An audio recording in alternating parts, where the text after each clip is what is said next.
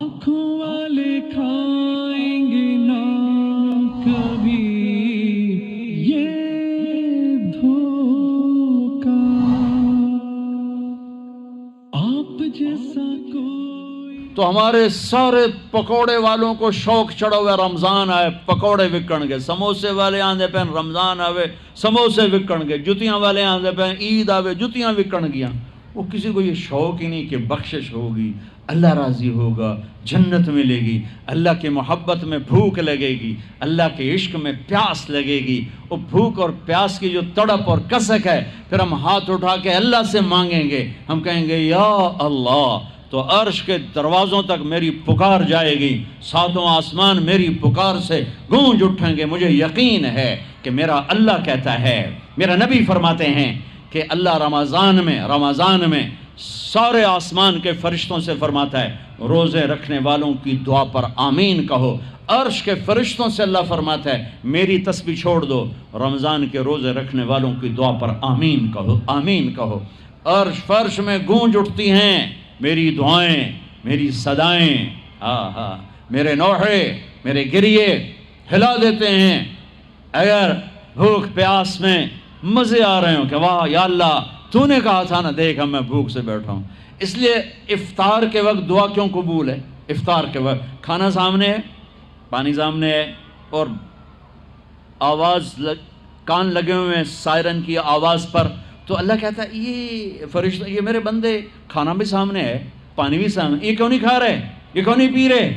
بولو کہ یا اللہ تیری محبت، میری محبت، چلو تم گواہ رہو، میں نے معاف کیا، چل میرا بندہ مانگ، کھانے سے پہلے مانگ۔ وہ وقت مانگنے کا ہوتا ہے، پکوڑے کھانا دا نہیں ہوتا، سموسے دکن دا نہیں ہوتا۔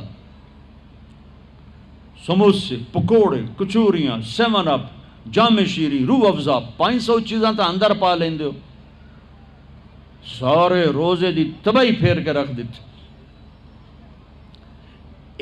ایک مہینے کے لیے اوور آلنگ ہے، ٹیوننگ ہے، ٹیوننگ، تھوڑا کھاؤ، تھوڑا کھاؤ، تھوڑا کھاؤ، ٹھنڈے شربت مت پیو، ٹھنڈے شربت مت پیو افطاری کے وقت، بعد میں پینا تو پی لو، این افطاری کے وقت اپنے اوپر ظلم مت کرو۔ سارے دن کا انجن گرم ہے، ایک دم اس کے اوپر برف پھینکتے ہو، تھوڑی دیر صبر کر کے سادہ پانی پی لو، نماز پڑھ لو، پی لو، جام شیری پیو، 7 اپ پیو، جو مرضی پیو، ٹھنڈا پیو، گرم پیو، جو مرضی پیو، لیکن این روزے کے وقت بچو تلی ہوئی چیزوں سے، کراری چیزوں سے، مسالے دار چیزوں سے، ثقیل چیزوں سے بچو، ہلکا پھلکا رکھو پیٹ کو، ہلکا پھلکا، تاکہ روزے کا مقصد حاصل ہو کہ جسم پاک ہو، غلاظتوں سے، گندگیوں سے پاک ہو، صاف ہو۔ ہاں، اور اپنے دل کو بھی صاف۔ رمضان میں سب کی بخشش ہو جاتی، سب کی، 4 نہیں بخشے جاتے، 4 آدمی نہیں بخشے جاتے، 4 قسم کے مرد عورت، سب کی بخشش ہو جاتی، سب کی، 4۔ اللہ تعالی ہماری حفاظت فرما لے۔ کسی بھائی میں یہ عیب ہے، ابھی سن کے توبہ کر لینا، شراب پینے والا، مستقل شراب پینے والا، رمضان میں بخشش نہیں، ماں باپ کا نافرمان، ماں باپ کا نافرمان، بخشش نہیں۔ ماں باپ کے نافرمان کے لیے تو میرے نبی نے کہا کہ اللہ ہر گناہ کی سزا موت کے بعد دے گا۔ ماں باپ کے نافرمان کو یہیں سے شروع کرے گا اور آگے تک لے کے جائے گا، یہاں بھی سزا دے گا اور آگے بھی سزا دے گا۔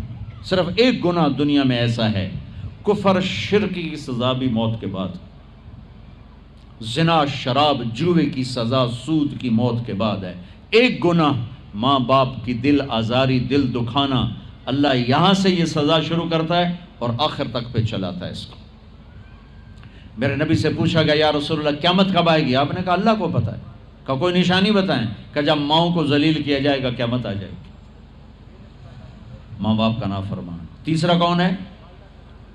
رشتہ داروں سے لڑنے والا، کبھی بھائی سے لڑا، کبھی بہن سے لڑا، کبھی خالہ سے، کبھی چاچے سے، کبھی مامے سے، کبھی تائے سے، کبھی پھوپھے سے، قریبی رشتوں سے لڑنے والا اور تعلق توڑنے والا، اس کی بخشش نہیں ہوگی۔ چوتھا کون ہے؟ کینہ رکھنے والا، کینہ، شحن، ایک ہوتا ہے بغض، ایک ہوتا ہے کینہ۔ شحن، بغض شحن. بغض کیا ہے؟ بغض کیا ہے؟ کہ مجھے انصر بھائی سے نفرت ہے، یہ بغض. اور کینہ کیا ہے؟ کہ میں ان کو نقصان پہنچانا چاہتا ہوں، نفرت کے ساتھ ان کے ٹانگیں کھینچنا چاہتا ہوں، اس کو کینہ کہتے ہیں. تو یہ 4 برائیاں معاف نہیں ہیں. ہاں کوئی توبہ کرے تو سب معاف ہو گیا، سب معاف ہو گیا، سب معاف ہو گیا. تو اللہ نے ہمیں رمضان کا مہینہ دیا ہے، جہنم کے دروازے بند ہو جائیں گے، جنت کے دروازے کھل جائیں گے، فرض 70 فرض کے برابر ہو جائے گا، نفل فرضوں کے برابر ہو جائے گا. تراویح کے ہر سجدے پر 1500 نیکی لکھی جائے گی، ہر سجدے پر 1500 نیکی لکھی جائے گی. 20 رکعت 40 سجدے 60,000 روزانہ. یہ تمہارے کلب ایدا پٹھا جا نہ ہے کی نہ ہے؟ میں نے حالی تھی نہیں سر لگی ہے تھی آن دیکھی ہو. چلو جڑا بھی نہ ہے ٹھیک.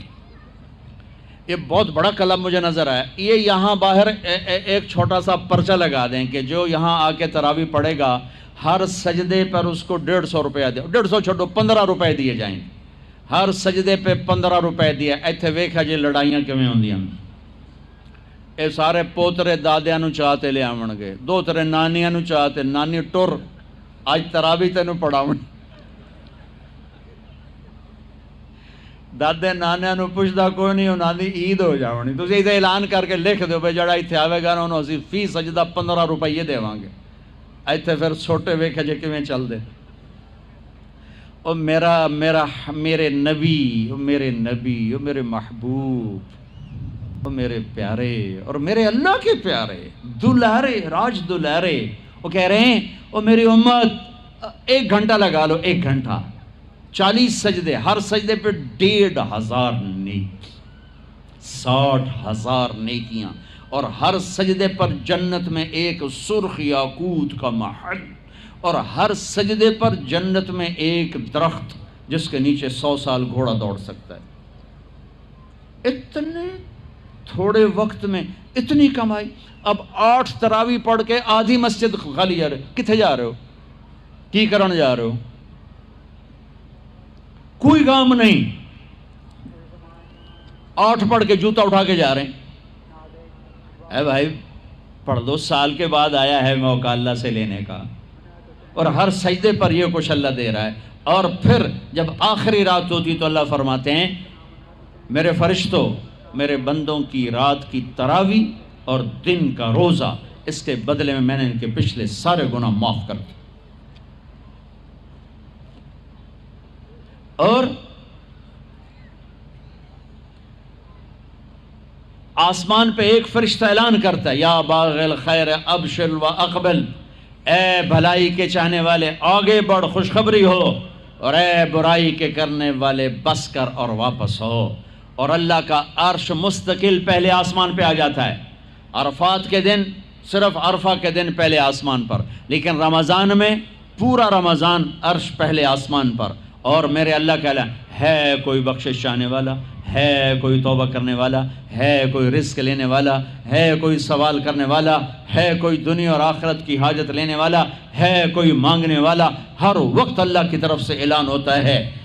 اس مہینے کو بناؤ، دنیا کماؤ، حلال کمانا کوئی، میں تو ویسے مذاقاً کہہ رہا ہوں، ہر ایک دنیا کمانا کوئی منع تھوڑا ہی، حلال کمانا کوئی منع تھوڑا ہی ہے. لیکن ایسی کمائی میں نہ لگو کہ روزے پہ زد پڑے، تراویح پہ زد پڑے، تلاوت پہ زد پڑے. میرے نبی پاک صلی اللہ تعالی علیہ وسلم رمضان میں قرآن کی تلاوت بڑھا دیتے تھے.